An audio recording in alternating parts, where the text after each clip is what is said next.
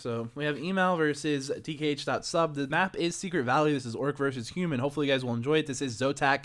The last game that was up was a replay. It wasn't ZOTAC, but this is ZOTAC. This is round 5. This is the final game before the quarterfinals. And let's go ahead and say this is Secret Valley. We have DkH.Sub spawning in as the red human in the lower left.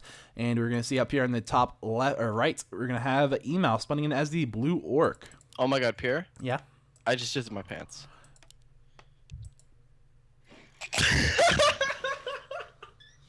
I couldn't keep that in, sorry. It was like perfect timing. I waited for you to introduce the players before I said that, but it was totally worth it. Okay, let's move on. So yeah, we're gonna see Sub at the bottom in red as introduced. Opening altar, barracks, farm, pretty standard, and eMaL going with a altar, burrow, barracks, pretty standard. Interested to see how eMaL uses his Blade Master. I assume he's gonna go Blade Master. He might go Blade Master. He could definitely go Farseer, but this is a good Blade Master map. Yeah, but just because of these fountains. Well, the items you can get +9 claws from this as well as +6 claws. So this one creep on the gold mine, you can get +15 damage from it. Yeah. Which is insane. And actually, earlier today, the very first game I casted, we saw an orc player get +19 damage at level 1. Yeah. +19 damage at level 1. I'm pretty sure it was +19. It was crazy. Yeah. And that was on Turtle Rock, so, you know. But yeah, so we see Archmage coming out, Footman coming out, fairly standard early human game. We're probably going to see him creeping out this with this creep camp right here, the null camp, with his militia. And of course, yes, indeed, is a Blade Master. Here comes that barracks finishing. He's going to be able to get that first grenade at about the same time as that Blade Master comes out. And then you, of course, have the Voodoo Lounge, which you can delay quite a bit on this map because, of course, you have the 2 fountains.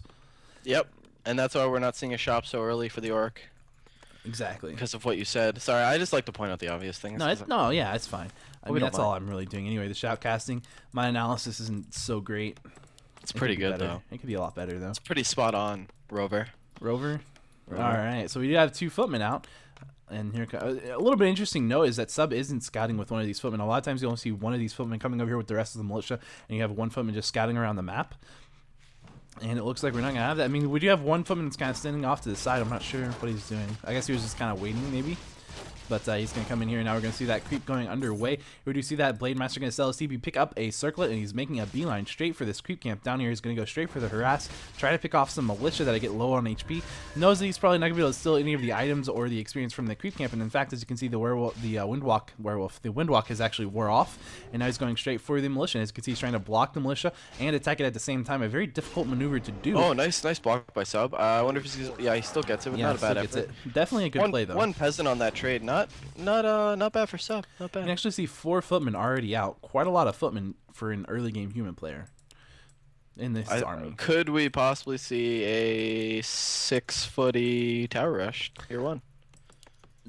Oh, well, I mean, we could. Do you think so?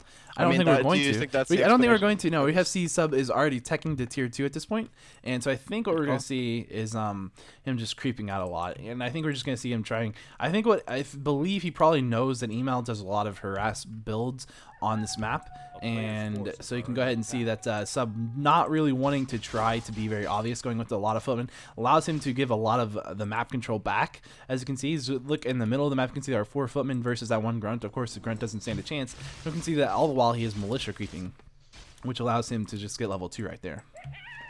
Yeah, good call. The orc did 2 grunt tech, which against human, that's pretty standard, right? I mean, yeah, that's a standard orc build right here. This is the standard Raider Grunt Walker build where you do a 2 grunt tech into Stronghold, and in Stronghold, during your Stronghold tech, you get your other 2 grunts up, and then once you hit Stronghold, you can get your Berserker Strength upgrade. It works out really well. You can see Sub just creeping out some more green camps, and just time using his footman. Now he's got these water elementals over here going to creep out this other green camp as well, and it's not going to give him level 3, but it's going to give him about halfway through level 2, where you might be seeing a very strong tier 2 harass come in from this human. He's going to be able to hit level 3, I do believe, right around the time he hits tier 2. As you can see, he does go ahead and put that arcane vault up in his own base, so it's actually in a nice spot that allows him to buy, as when he's standing right here at the edge of these bases. He can't run into his base, but he can buy from the shop, and it does allow him to protect the shop as well, so it's a really brilliant shop position.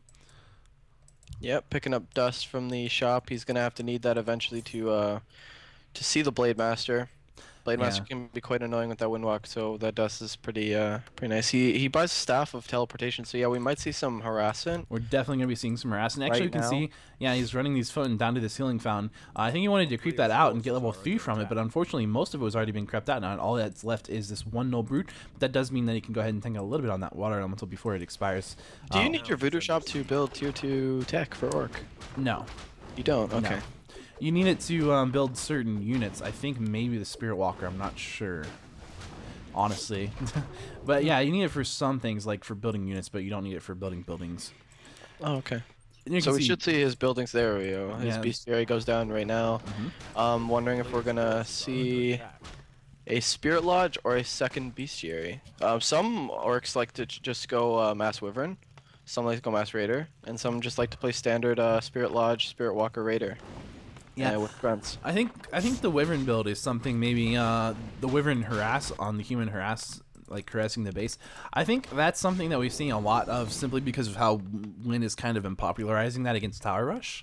Yeah. And I think like that might be why. I'm not sure if that's entirely true, but because obviously I can't watch every replay, so I'm not really sure. But that's something that I've kind of seen since I started seeing Lynn do that. I've started seeing a lot more people go with the Wind Riders, but it doesn't look like we're going to see that this game. We do see the Spirit Lodge now just being placed down, and here we can see that Sub's actually being very aggressive and creeping out this gold mine. This is the natural for eMaL, and eMaL's going to come down here with the level 3 Blade Master in Windwalk.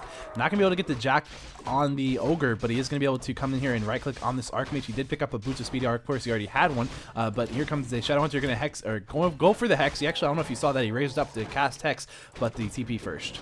Yep, and sorry, Sub getting an MK. I know you think that I should do the swallow thing. Not the, No, I mean it's one of those things. Agree. It's just it helps you. It keeps from irritating your throat. You don't. I mean, it's not like it's a big deal or anything. It's just something I tell people because you might as well know. And if you don't know what we're talking about, I'll go ahead and tell you. Whenever you do this. To clear your throat? Yeah, it actually irritates your throat a bit, and it makes you want to clear your throat more, and it's actually not good for your throat. So generally, you just swallow. If you can get into the habit of swallowing instead of doing that, it's actually better for you. But it's not a huge deal either way. So I mean, on top of Pure being a Nitro caster, he's also a life coach. I am a life coach, and we actually see that Archmage picking up level 3, and that Blade Master is out. We actually don't see any priests being made. We just see well, we might see now. I don't know. But when I last checked, there was just a bunch of sorceresses, and indeed, we're still seeing just sorceresses out on the field and just sorceresses being made. In fact, we're just seeing depth research being picked up for sorceresses, as well as a spellbreaker coming out. Oh, there's one priest. I'm sorry, I just missed. There's one priest. But that's 3 sorceresses and a priest. I think maybe even 4. And here comes the big push. Militia. Here comes the big push. Yep. Here it comes. This is going to be deadly. This is a really good timing. But there's no Ivory Tower, so we might be seeing, this is a push that we might be seeing where they build a shop in the Orc base. And I don't know if we'll see that. We do see a dust going off right there on the Blade Master. I'm going to go ahead and... Right now he's just trying to take as much damage on that blade as he possibly can. We see that from eMaL. His first Spirit Walker's coming out. His Adept training's just started. So if Sub can hit a timing here, this is going to be very, very effective. Yeah, he already has a lot of sorceress. That is a lot of slow, and the slow can just do so much damage. As well as the Mount King, of course, he's not getting a Beastmaster second or a Fire Lord second. The Mount King just going to allow him to have a lot of focus fire and stunning potential. And what that's going to really help with is the Spirit Walkers. They're already out, so if you can catch them in a bad spot with a bolt, you can kill them, and that could be a big, big deal. Yep, and really good smart play by eMaL, pulling his peons and linking. So they're going to take some of the damage, and this will allow him to be a little bit more riskier with his blade. He did not link his blade though. Yeah. It's just for units that he's worried about. The Shadowhunter does get surrounded, and it's gonna go down! Oh, nice. Yeah, so that's the power of the bolt right there. And also, not only that the peons help just in general Orc armies, they also really help with the fact that there's a bunch of peons in here from Sub as well. So this allows him to take better positionings. So it helps with that. Yeah, those peons, those peasants are really annoying, just blocking the space really for the grunts to move, and then the sorcerers, the casters just run around. And there's another bolt on that Spirit Walker. Like I said, he's just trying to take out that Spirit Walker with the bolts. Very, very powerful to do that. It denies any more potential Spirit Links, and of course, you do have that Spellbreaker as well to start stealing some of those Spirit Links. And as you can see, the Mountain King is Spirit Linked right now, and just you can kind of see how that works. I mean, it doesn't. I don't think it's Spirit Linked with anything, but it just kind of, or maybe it is Spirit Linked with that one Footman. So there you go. Yeah, and then eMaL losing a lot of units. He's about to lose this grunt. I don't know if he's gonna micro it out, and then he's down to 1 raider. He's in a lot of trouble. He's in a lot of trouble, Pierre. A lot of trouble. Yeah, we can see one of those towers going up almost to an arcing tower. We have a second arcing tower being built, and there's a lumber mill being built in in eMaL's base. I think Subsonic was like, oh, I forgot to build my lumber mill in my base, as you can see, so I can't make any guard towers. So I might as well go ahead and build it right here in his base. I wonder if the Mountain King's taking a lot of damage though right now by that Blade Master. He might get in a bad spot. Oh, no, he's not surrounded. No, but there might be a hex. Oh, the Shadow Hunter is hitting him with this priest. Will keep him alive with 1 hit. We're gonna see a potion of invulnerability being passed. Wow. A TP coming out from Sub. Oh, he's gonna be able to defend the push. He defends the push. Wow, wonderful play coming in from eMaL. Holy crap! I think everyone thought that he was gonna lose right there. No, I pretty much, I'm not gonna lie, that was in my mind. It was in my mind. That is amazing. Well done by eMaL. Holding out, you want to talk about Chinese patience. There was some patient play right there from eMaL, doing a really good job. On the other side, that was Korean. Yeah, of course, Korean, yeah. But just absolutely, I mean, well, yeah, you know what I meant. I didn't mean that he's Chinese. No, I know what you meant. Yeah. You just like to talk about Chinese patience. I was like, yeah, that's some good patient play right there. Absolutely amazing play from eMaL. Yeah, because he forced Sub to transfer his invul to the MK, making his Archmage completely defenseless, and then he targeted the Archmage, forcing him to TP out. Such a smart move. Yeah. And I think Sub from here is moving his peasants to make an expo. No, he doesn't have the wood for that. He's going to go back. Well, here's the good thing about this, too. eMaL is already putting up a war mill. So if Sub does come back, then he's not going to be able to do nearly as well. He's going to be able to have to deal with watchtowers. Yeah, I thought for sure that Sub was going to win this game right there. But so it's really good that he's not, I think, just because that would have made a boring game. Yeah, and if you notice, eMaL is farming wood from these trees outside his base for 2 peasants or 2 peons. Wait, where? Just look at his main. I'm looking at his main, yeah. Okay, now go down. Down. Do you see those 2? Oh, yeah, okay, yeah, that's interesting, yeah. That is interesting. I don't know if that's a misclick. Probably, he might have just like, yeah, probably a misclick. Yeah, but who knows? About to creepjack, he's probably going to steal a really nice item.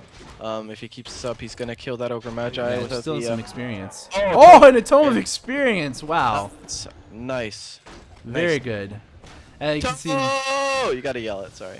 Go ahead. I mean, I could, but I don't want to kill any. I mean, I'm boosting my volume a bit software-wise, because OBS, Open Broadcaster software, a little bit quiet. It runs a little quiet, so I boosted up to 5. I don't know if you guys know, so I don't want to yell. I could like hurt people.